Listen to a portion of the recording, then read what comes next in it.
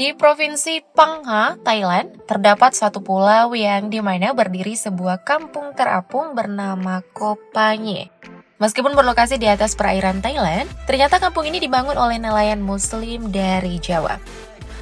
Penasaran apa kisahnya? Tanpa berlama-lama, berikut adalah fakta kampung Koh Phangan, desa terapung di Thailand yang dihuni umat Muslim dari Jawa.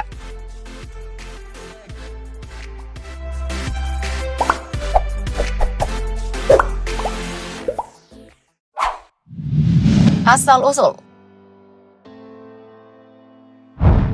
Kampung Koh Phangan atau Kampung Jawa merupakan sebuah desa terapung yang tersembunyi di sebuah teluk di selatan Thailand yang dilindungi oleh formasi batuan kapur yang sangat besar dengan tinggi sekitar 20 meter.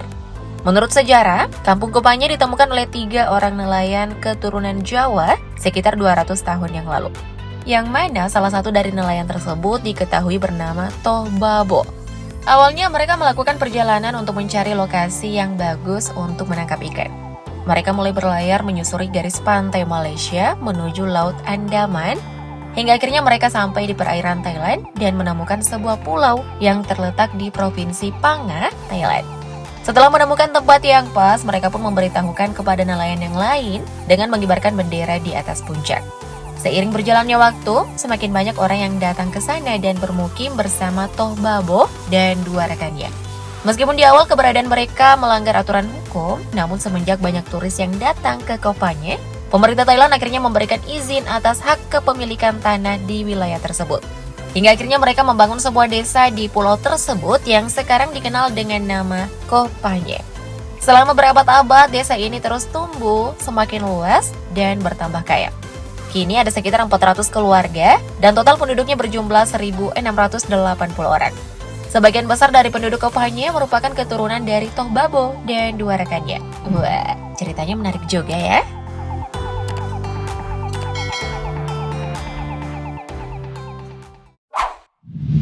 Jadi kampung Muslim di Thailand. Kampung Koh Phangan merupakan desa terapung di Thailand yang mayoritas penduduknya beragama Islam. Sebagai kampung yang penduduknya mayoritas Muslim, Koh Phangan juga memiliki masjid untuk tempat ibadah para umat Muslim yang diberi nama Jawa Mosque. Seperti masjid pada umumnya, masjid di Koh Phangan juga memiliki 2 menara yang menjulang di samping kanan dan kiri masjid. Dan di depan menaranya terdapat 2 kubah kecil dan 1 kubah yang ukuran sedikit lebih besar. Meskipun lokasi masjidnya berada di tengah rumah penduduk, masjid tetap terlihat mencolok dengan kubahnya yang berwarna kuning keemasan.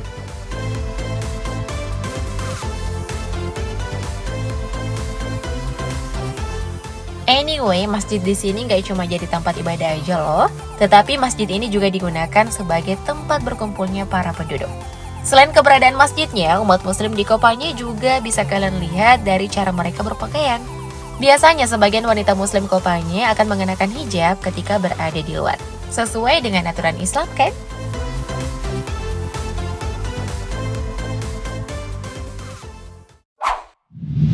Keturunan Kiai Haji Ahmad Dahlan di Koh Phangan.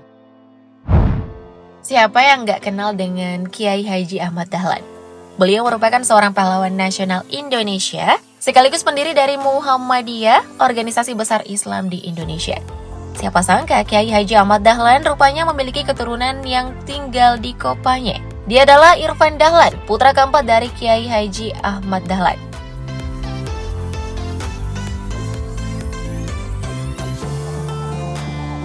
Melansir dari beberapa sumber, pada masa pemerintahan Jepang, Irfan yang sedang menempuh pendidikan di Pakistan tidak bisa pulang ke Indonesia.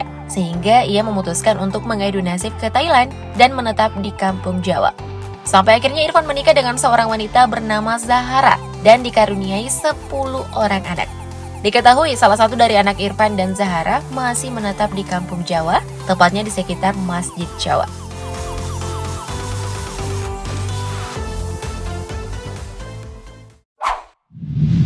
Perkembangan masyarakat Koh Phangan.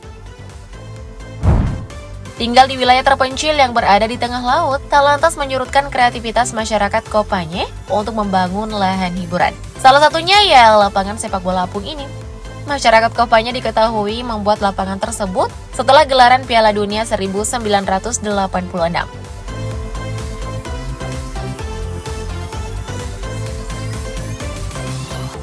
Selain lapangan bola apung, Desa Kopanya juga memiliki satu sekolah untuk anak-anak setempat dan menjadi bagian dari aktivitas mereka sehari-hari. Bahkan saat ini terdapat rumah sakit, kuburan, toko, pasar, restoran, museum kecil, dan penangkaran ikan. Iya, nggak beda jauh lah dengan kehidupan kita di kampung. Mungkin kalau Indonesia hampir mirip dengan suku Bajo kali ya? Setuju nggak guys?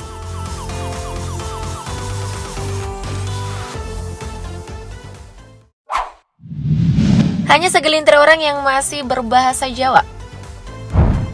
Seperti yang Mimin bahas di awal, sebagian besar penduduk Kopanya lahir dari keturunan Jawa. Sayangnya, hanya segelintir masyarakat Kopanya yang fasih dan lahir berbahasa Jawa dan Indonesia. Ya, bisa dibilang hanya generasi tua di Kopanya yang masih menggunakan bahasa Jawa atau Indonesia. Sedangkan generasi muda, mereka lebih sering menggunakan bahasa Thailand atau Inggris.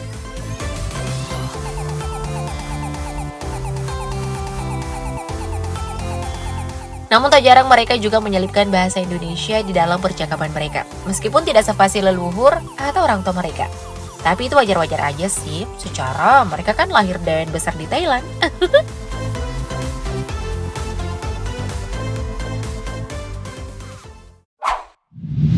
Destinasi wisata favorit. Dikepung dengan luasnya lautan dan penampakan gugusan pegunungan kapur yang kokoh, Kampung Kopanya kini menjadi salah satu destinasi wisata favorit di Thailand. Karena telah membuka diri untuk wisatawan, banyak penduduk sekitar terutama wanita memilih untuk memanfaatkan para wisatawan sebagai sumber pendapatan mereka. Salah satunya dengan menjadi pedagang souvenir dan cenderamata khas Kopanya, seperti pakaian, batik, hingga aksesoris yang terbuat dari kerang. Dan harga souvenirnya juga terjangkau loh. Nah, untuk memfasilitasi para wisatawan, Kopanya juga memiliki bungalow sederhana yang berada di pinggiran desa dengan view laut. Selain hotel, di Kopanya juga terdapat restoran yang menjual berbagai macam seafood segar. Tapi kalau kalian gak suka seafood, pihak restoran juga menawarkan pilihan masakan lainnya seperti tom yum, kway teow, som tam, gai pat met mamuang, dan masih banyak lainnya. Terlepas dari keindahan alamnya, banyak juga wisatawan yang datang ke Kopanya menelusuri jalanan kecil kampung terapung untuk berbaur dengan masyarakat sekitar atau menjadi tenaga pengajar sukarela di sekolah Kopanya. Pokoknya liburan di Kopanya dijamin menyenangkan deh. Jadi gimana? Apakah kalian tertarik untuk berkunjung ke kampung Jawa di Thailand? Komen di bawah ya. Thank you, update lovers!